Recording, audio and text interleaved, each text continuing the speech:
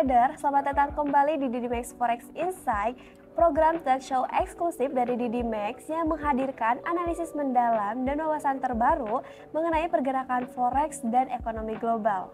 Hari ini saya Firda selaku host, kita akan membahas berbagai data ekonomi penting yang baru saja dirilis dan dampaknya terhadap pasar finansial. Hari ini kita memiliki sejumlah data yang signifikan yang dirilis dari berbagai negara. Di Eropa, Flash Manufacturing dan Service PMI dari Prancis dan Jerman ini menunjukkan beberapa perbedaan menarik. Kita akan mengeksplorasi apa yang menyebabkan perbedaan kinerja ini dan implikasinya bagi ekonomi kedua negara tersebut. Nah, lalu yang kedua itu dari Inggris, Flash Manufacturing dan Service PMI, keduanya menunjukkan peningkatan. Apa yang mendorong pertumbuhan ini? Kita akan membahas lebih dalam untuk menemukan jawabannya. Lalu selanjutnya ini ada Bank of Canada baru saja menurunkan suku bunga overnight mereka. Keputusan ini tentunya memiliki implikasi besar bagi ekonomi Kanada dan pasar forex. Apa alasan dibalik keputusan ini dan bagaimana dampaknya terhadap perekonomian Kanada? Kita akan mendiskusikannya juga. Sementara itu dari Amerika Serikat, kita melihat beberapa data kunci seperti advance GDP yang diperkirakan meningkat, klaim pengangguran yang menurun, dan core PCE Price Index yang menunjukkan sedikit peningkatan tekanan inflasi. Apa artinya semua ini bagi perekonomian AS dan kebijakan moneter Federal Reserve? Untuk membantu kita memahami dan mengenal data-data tersebut, mari kita bahas tuntas bersama salah satu narasumber trading analis dari DidiMax, yaitu Miss Dina. Halo. Halo Miss Dina, gimana kabarnya, sehat? Alhamdulillah. Baik. Alhamdulillah. Kita bertemu lagi di DidiMax Forex Insight ini dan kita akan memberikan sedikitnya wawasan untuk sobat trader di YouTube. Oke, pertanyaan pertama ini Miss mengenai Flash Manufacturing PMI dari Prancis dan Jerman menunjukkan hasil yang berbeda. Apa yang dapat menyebabkan perbedaan kinerja ini di antara kedua negara? Perbedaan kinerja antara Flash Manufacturing PMI Prancis dan juga Jerman itu bisa disebabkan oleh beberapa faktor ya. Yang pertama itu mungkin struktur industri di kedua negara tersebut itu berbeda. Jerman mungkin memiliki struktur atau sektor manufacturing yang lebih besar dan juga lebih terdiversifikasi ya dibandingkan Prancis. Lalu yang kedua, kebijakan ekonomi nasional dan juga regional yang berbeda itu juga dapat mempengaruhi sentimen bisnis dan juga investasi. Dan yang ketiga, kondisi pasar global seperti permintaan ekspor juga berdampak berbeda ya masing-masing negara gitu. Jadi mungkin Jerman itu lebih terpengaruh dan juga fluktuasi dalam perdagangan internasional dibandingkan Prancis. Oke, seperti itu tuh ya, berarti Jerman lebih menonjol Yep. ini ya. Oke, next question, ini dengan Flash Service PMI Prancis tetap stabil di 49,7. Apa implikasinya bagi sektor jasa di negara tersebut? Oke, stabilnya Flash Service PMI di Prancis yang pada angka 49,7 ya, yang masih berada di bawah 50 itu menunjukkan bahwa sektor jasanya itu masih mengalami kontraksi meskipun tidak memburuk lebih lanjut. Nah, ini itu mengindikasikan adanya stagnansi dalam pertumbuhan sektor jasa. Nah, perusahaan mungkin lebih berhati-hati ya dalam pengeluaran dan juga investasi, menunggu kondisi kebijakan ekonomi yang lebih pasti juga untuk memacu kebijakan untuk memacu pertumbuhan kebijakan yang mendukung peningkatan permintaan domestik dan juga peningkatan kepercayaan konsumen itu akan sangat penting. Oke, seperti itu ya traders. Oke, next question Miss, ini ketiga, bagaimana perubahan dari Flash Manufacturing PMI Jerman yang naik di 43,5 menjadi 44,1 dapat mempengaruhi prospek ekonomi Jerman? Oke. Kenaikan Flash Manufacturing PMI Jerman dari 43,5 menjadi 44,1 adalah tanda positif ya, meskipun masih berada di dalam zona kontraksi juga.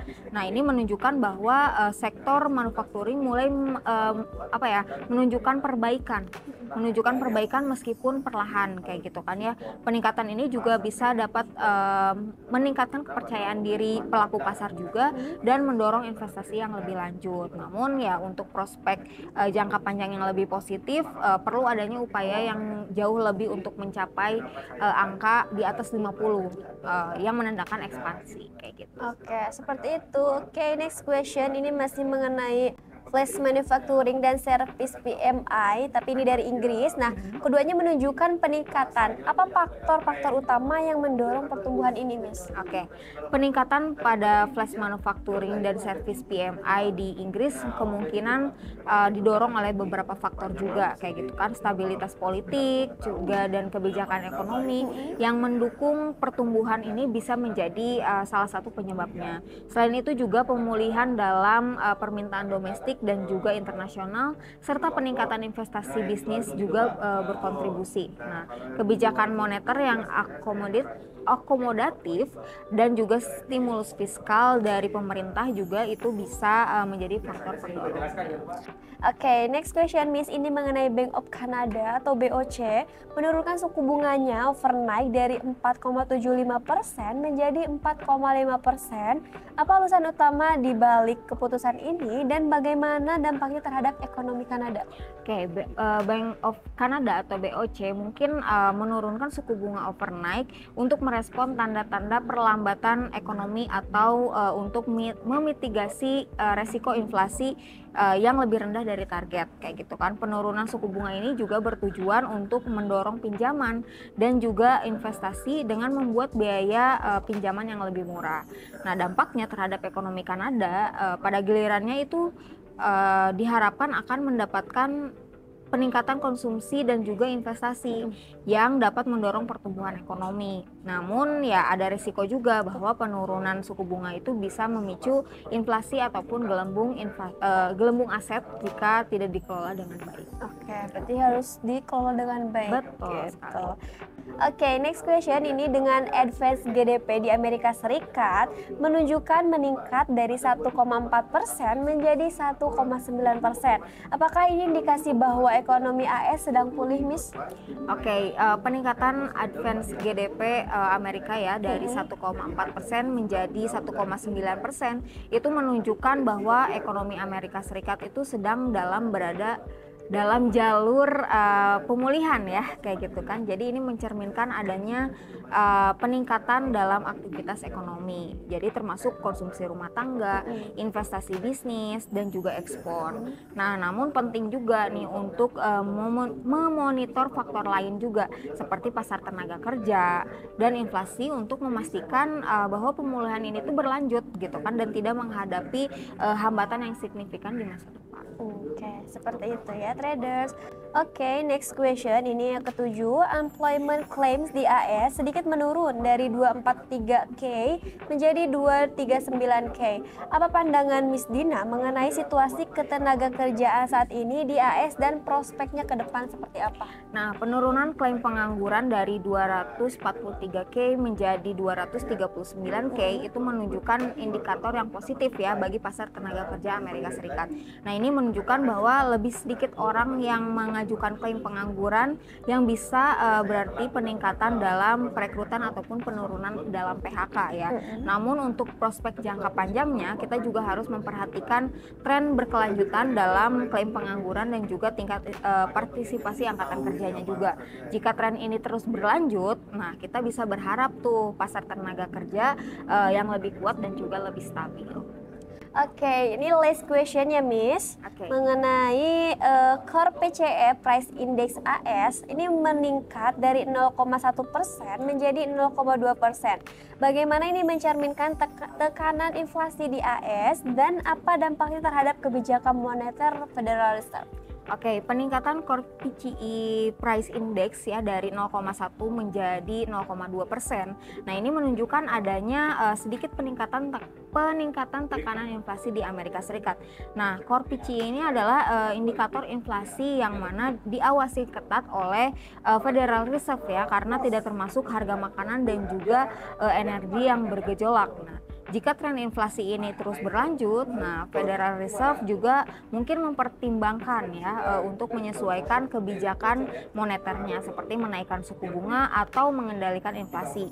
Nah, namun jika inflasinya tetap dalam kisaran target, ya mungkin The Fed akan mempertahankan kebijakan saat ini untuk mendukung pertumbuhan ekonominya. Seperti itu. Iya, traders, itu menjadi pertanyaan terakhir kita di Dimex Forex Insight, dan mungkin tadi inti poin dari diskusi kita hari ini. Semoga bisa memberikan manfaat untuk sobat traders mengenai pergerakan data ekonomi global untuk 1 minggu ini.